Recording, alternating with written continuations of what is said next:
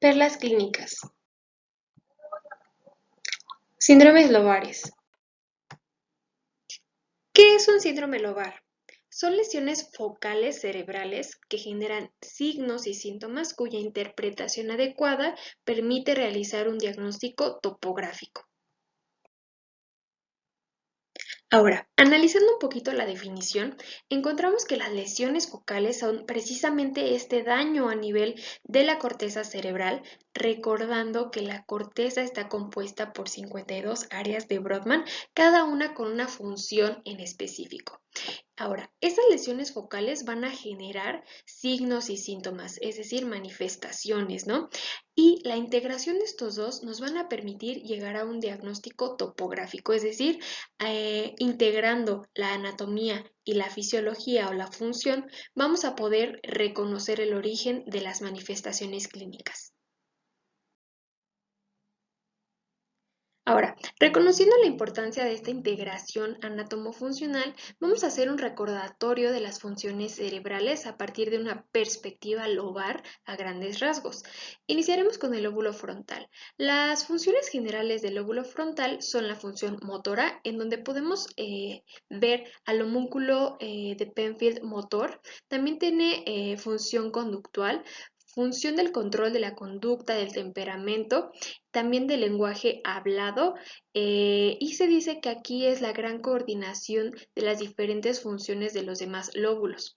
En el lóbulo parietal encontramos la función sensitiva, podemos ver al homúnculo de Penfield sensorial y también la función de la orientación espacial. En cuanto al lóbulo temporal, podemos encontrar la función de la audición, la función emotiva, la función de la memoria y de la comprensión del lenguaje. Y en el lóbulo occipital encontramos la función de la función visual, perdón. También se habla de un quinto lóbulo conocido como la ínsula que se encuentra en la profundidad de la cisura de Silvio o de la cisura lateral, y se dice que está relacionada con el reconocimiento de los rostros. Asimismo, es importante reconocer áreas específicas en cada lóbulo, por ejemplo, el área motora primaria o precentral en el lóbulo frontal. También tenemos el área premotora, el área prefrontal, el área de Broca, el área olfativa. En el lóbulo parietal podemos encontrar el área somestésica, que es esta, el área de asociación somestésica. En el lóbulo temporal podemos encontrar el área auditiva primaria, el área de asociación auditiva y también el área de Wernicke. Y en el lóbulo occipital, el área visual primaria y el área de asociación visual. Iniciando con los síndromes frontales, en un área prefrontal, en una lesión medial de esta, podemos encontrar trastornos de la memoria y de la orientación temporoespacial.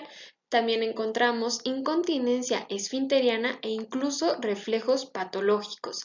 En una lesión del área orbitaria de la prefrontal, podemos encontrar trastornos emocionales de la irritabilidad, trastornos de la conducta social, de la conducta sexual e impulsividad.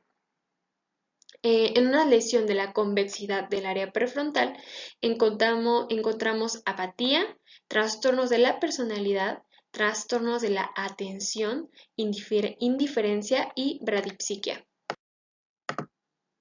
Siguiendo con los síndromes frontales, ahora en una lesión del área orbitaria, como podemos ver aquí, podemos encontrar pacientes con una neuritis óptica retrovulvar, pacientes incapaces de articular palabras o de expresarse, pacientes que son incapaces de iniciar la marcha, conocido como apraxia de la marcha.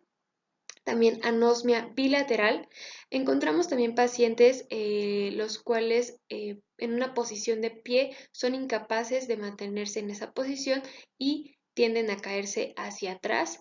La aparatonía, en la cual hay una hipertonía intensa ante el estiramiento pasivo de las extremidades. También la catatonía, en donde se mantiene un miembro en posición antigravitatoria que fue puesto anteriormente en esa posición. y que lo mantienen así por mucho tiempo. También síndromes en donde hay rigidez del hemicuerpo contralateral a la lesión. En una lesión del área precentral podemos encontrar una disminución o una pérdida completa de la motilidad de una extremidad, ya sea superior o inferior. También podemos encontrar hemiparesia contralateral, es decir, una disminución de la motilidad de una extremidad superior y de la extremidad inferior del mismo lado, pero contralateral a la lesión cerebral. También podemos encontrar epilepsia localizada en el área precentral con marcha jacksoniana, como podemos ver en la imagen, o en una lesión en el área premotora genera crisis epilépticas parciales, es decir, localizadas en esta región. En cuanto a los síndromes parietales, podemos encontrar trastornos sensitivos y apraxias, es decir, pacientes que son incapaces de programar el movimiento intencionado. En las sensitivas podemos encontrar pacientes que son incapaces de reconocer números o letras dibujados en su piel. También pacientes que son incapaces de reconocer objetos por medio del tacto, parestesias y también aloquiria. Aloquiria se refiere que ante un estímulo de un lado, el paciente lo va a sentir del lado contrario.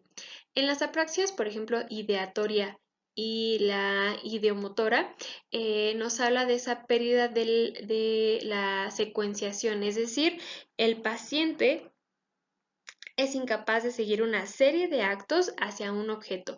Por ejemplo, en la del vestir va a haber una pérdida de la secuencia y de la forma adecuada al vestirse. Y en la constructiva, aquí el paciente va a ser incapaz de relacionar figuras geométricas, siendo incapaz de dibujar o incluso de construir figuras. También podemos encontrar trastornos de la visualización del esquema corporal, por ejemplo, pacientes que no o que tienen la incapacidad de reconocer o localizar partes de su cuerpo. También pacientes que ignoran el hemicuerpo afectado, como podemos ver en la imagen. También síndrome de Valiant, en donde el paciente es incapaz de mirar un punto fijo a pesar de que la motilidad ocular está conservada. Pacientes que no reconocen un déficit neurológico, o también síndrome de Gerstmann, en donde hay una desorientación derecha-izquierda, también agnosia digital, es decir, no identifica sus propios dedos, también acompañado de agrafía y acalculia.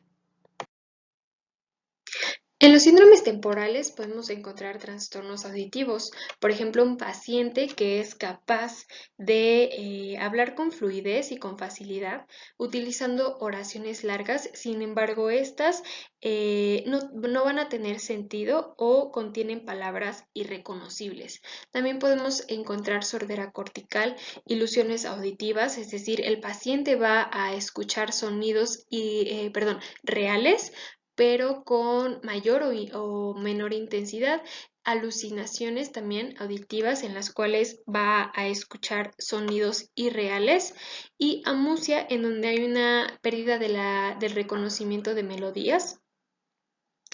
También en las lesiones visuales como cuadrantanopsia superior homónima o hemianopsia homónima. También podemos encontrar trastornos como coreatosis, trastornos vestibulares de los recuerdos y del aprendizaje. En lesiones bilaterales está el síndrome de Kluver-Bucy, en que, entre otras cosas, el paciente va a presentar hipersexualidad, tendencia bucal compulsiva y cambios de conducta alimentaria. También tenemos trastornos motores como la crisis epiléptica de origen temporal. En los síndromes occipitales podemos tener la lesión o un trastorno en la campimetría, por ejemplo, cuadrantanopsias ya sea superiores o inferiores, lesiones visuales como la persistencia de la imagen, también la deformación de la imagen, o ver objetos sin color, de un solo color, o cambiarles sus colores reales. En las agnosias, una incapacidad del reconocimiento de los rostros. En la simultagnosia, esa incapacidad de poder integrar los elementos de un solo dibujo, un solo paisaje, y darle un significado completo. aquí también la incapacidad de leer sin perder la capacidad de escribir. Y finalmente, dentro de estos síndromes occipitales tenemos las alucinaciones, ya sean simples o complejas, hablando de fosfenos o ya de personas y objetos completos, que precisamente en el síndrome de Bonnet van a estar presentes en el hemicampo ciego. En lesiones bilaterales, por ejemplo, el síndrome de Anton, que se refiere a anosognosia visual, en donde, bueno, recordemos que la anosognosia pues se refiere a esta incapacidad de poder reconocer el déficit neurológico. También está presente el síndrome de Valent, en donde recordemos que hay una incapacidad de poder mirar un punto fijo a pesar de que la motilidad ocular está conservada, y también una ceguera cortical en donde va a haber una ceguera completa con reflejos pupilares conservados.